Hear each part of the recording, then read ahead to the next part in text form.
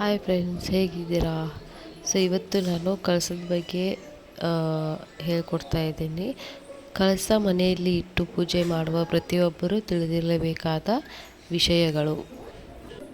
ಇವಾಗ ನೋಡಿ, ಕೆಲವರ ಮನೆಯಲ್ಲಿ ಮನೆ ದೇವರ ಹೆಸರಿನಲ್ಲಿ ಕಳಸ ಇಡ್ತಾರೆ.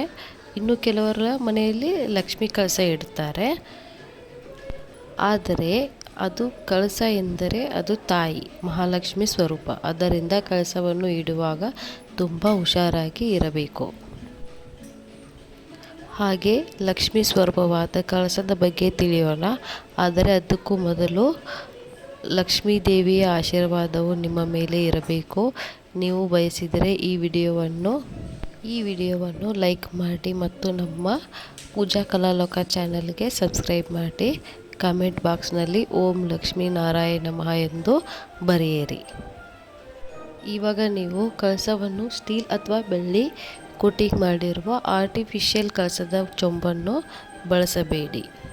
ಮತ್ತು ಯಾವ ಥರ ಬಳಸಬೇಕು ಅಂದರೆ, ಕಳಸಕ್ಕೆ ತಾಮ್ರ, ಹಿತ್ತಾಳೆ, ಬೆಳ್ಳಿ ಈ ಥರದ್ದು ಶ್ರೇಷ್ಠ. ನಿಮಗೆ ಯಾವುದು ಅನುಕೂಲ ಆಗುತ್ತೋ ಆ ಥರದ್ದು ಅನುಕೂಲವಾಗಿ ಇಟ್ಟು ಪೂಜೆ ಮಾಡಬಹುದು, ಅದು ಉತ್ತಮ. ಮತ್ತು ನಿಮ್ಮ ಮನೆಯಲ್ಲಿ ಹಿರಿಯರು ಹೇಗೆ ಕಳಸ ಸ್ಥಾಪನೆ ಅಂದರೆ ಯಾವ ಥರ ಪೂಜೆ ಮಾಡ್ತಿದ್ರೋ ಆ ರೀತಿ ಪೂಜೆನೇ ಮಾಡುವುದು ಕೂಡ ಬಹಳ ಶ್ರೇಷ್ಠ. ಹಾಗೆ ಕೆಲವರ ಮನೆಯಲ್ಲಿ ಮನೆ ದೇವರು ಕಳಸ ಇಡ್ತಾರೆ. ಇನ್ನು ಕೆಲವರ ಮನೆಯಲ್ಲಿ ಲಕ್ಷ್ಮೀ ಕಳಸ ಇಡುತ್ತಾರೆ ಮತ್ತು ಕಾಯಿ ಕಳಸ, ಎಲೆ ಕಳಸ ಈ ರೀತಿ ಅವರದೇ ಆದ ಸಂಪ್ರದಾಯದ ಅನುಸರಿಸುತ್ತಾ ಇರುತ್ತಾರೆ. ಹಾಗೆ ನಿಮ್ಮ ಮನೆಯಲ್ಲಿ ಲಕ್ಷ್ಮೀ ಕಳಸ ಇಡುವುದಾದರೆ ಕಳಸಕ್ಕೆ ಮಾಂಗಲ್ಯ ಹಾಕುವುದು ಬಹಳ ಒಳ್ಳೆಯದು. ಇಲ್ಲದಿದ್ದರೆ ಅರಿಶಿಣದ ಕೊಂಬನ್ನಾದರೂ ಕಟ್ಟಬೇಕು, ನೆನಪಿಡಿ.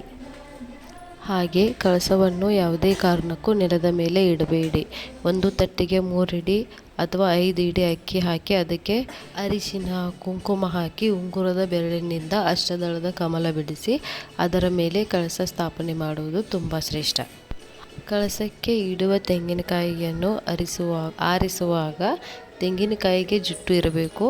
ಕಣ್ಣು ಕಾಣಿಸದ ತೆಂಗಿನಕಾಯಿ ಇಡಬೇಕು, ಇದು ಬಹಳ ಮುಖ್ಯ.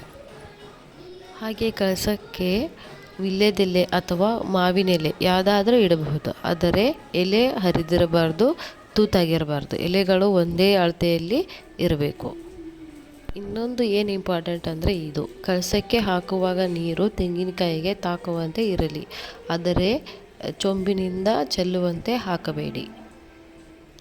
ಮತ್ತು ಕಳಸಕ್ಕೆ ಶುದ್ಧವಾದ ಚೊಂಬನ್ನು ಇಡಬೇಕು. ಅದಕ್ಕೆ ಅರಿಶಿನ, ಕುಂಕುಮ, ಗಂಧ ಹಚ್ಚಿ ಶುದ್ಧವಾದ ನೀರು ಹಾಕಿ, ನಂತರ ನೀರಿಗೆ 1 ಚಿಟಿಕೆ ಅರಿಶಿನದ ಕೊಂಬು ಹಾಕಿ, 1 ಹೂವು ಹಾಕಿ, 1 ನಾಣ್ಯ ಹಾಕಿ, ಯಾವುದಾದರೂ ಸರಿ, ಹಿತ್ತಾಳೆ, ಬೆಳ್ಳಿ ಅಥವಾ ಮಾಮೂಲಿ ನಾಣ್ಯ ಕೂಡ ಆದರೂ ಸರಿ, ಮರೆಯದೆ ಹಾಕಿ. ಇದು ಪ್ರಾಣದ ಪ್ರತೀಕ. ಇನ್ನು ಕೆಲವರು ಏನು ಮಾಡ್ತಾರೆ ಅಂದರೆ, ಕೆಲವರು ಕವಡೆ ಅಥವಾ ಚಕ್ರ, ಕಮಲದ ಬೀಜ ಇತ್ಯಾದಿ ಹಾಕುತ್ತಾರೆ. ಆದರೆ ಇದು ಹಬ್ಬ ಹರಿದಿನಗಳಲ್ಲಿ ಹಾಕಿದರೆ ಸಾಕು. ಮತ್ತು ಇನ್ನೊಬ್ಬರು ಏನು ಮಾಡ್ತಾರೆ ಅಂದರೆ, ಕಳಸ ಪ್ರತಿಷ್ಠಾಪನೆ ಮಾಡಿದ ಮೇಲೆ ಪದೇ ಪದೇ ಮುಟ್ಟುವುದು, ಹೂವು ಸರಿಪಡಿಸೋದು ಇದೆಲ್ಲ ಮಾಡ್ತಾರೆ. ಸೊ ಅದನ್ನು ಮಾಡಬೇಡಿ.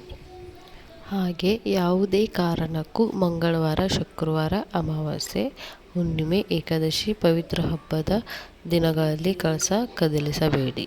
ಹಾಗೆ 1 ದಿನ ಮುಂಚಿತವಾಗಿ ತೆಗೆದು ಸ್ವಚ್ಛ ಮಾಡಿ. ಈ ದಿನಗಳಲ್ಲಿ ಅಂದರೆ ಮಂಗಳವಾರ, ಶುಕ್ರವಾರ, ಅಮಾವಾಸ್ಯೆ, ಹುಣ್ಣಿಮೆ ಈ ಕಳಸ ಪ್ರತಿಷ್ಠಾಪನೆ ಮಾಡಿದರೆ ಮನೆಗೆ ಬಹಳ ಒಳ್ಳೆಯದು. ಮತ್ತು ಕಳಸವನ್ನು ಕದಲಿಸುವಾಗ 3 ಸಲ ಬಲಕ್ಕೆ ಸರಿಸಿ ನಂತರ ತೆಗೆಯಬೇಕು. ಹಾಗೆ ಕಳಸದಲ್ಲಿ ಕದಲಿಸಿದ ಮೇಲೆ ಆ ನೀರನ್ನು ತೆಂಗಿನ ಮರ ಅಥವಾ ತುಳಸಿ ಗಿಡಕ್ಕೆ ಹಾಕಿ ಯಾರೂ ತುಳಿಯಬಾರದು. ಆ ಜಾಗದಲ್ಲಿ ಆ ನೀರನ್ನು ಹಾಕಬೇಕು. ಈ ಎಲ್ಲ ನಿಯಮಗಳನ್ನು ಪಾಲಿಸಿ ಮನೆಯಲ್ಲಿ ಕಳಸವನ್ನು ಇಟ್ಟರೆ ಮಹಾಲಕ್ಷ್ಮಿ ತಾಯಿ ಸದಾ ಮನೆಯಲ್ಲೇ ಇದ್ದು ಸಂಪತ್ತು, ಸಮೃದ್ಧಿ, ಆರೋಗ್ಯ, ಭಾಗ್ಯ ಕೊಟ್ಟು ಕರುಣಿಸುತ್ತಾಳೆ. ನಿಮಗೆ ಐಶ್ವರ್ಯ ಲಭಿಸುತ್ತದೆ.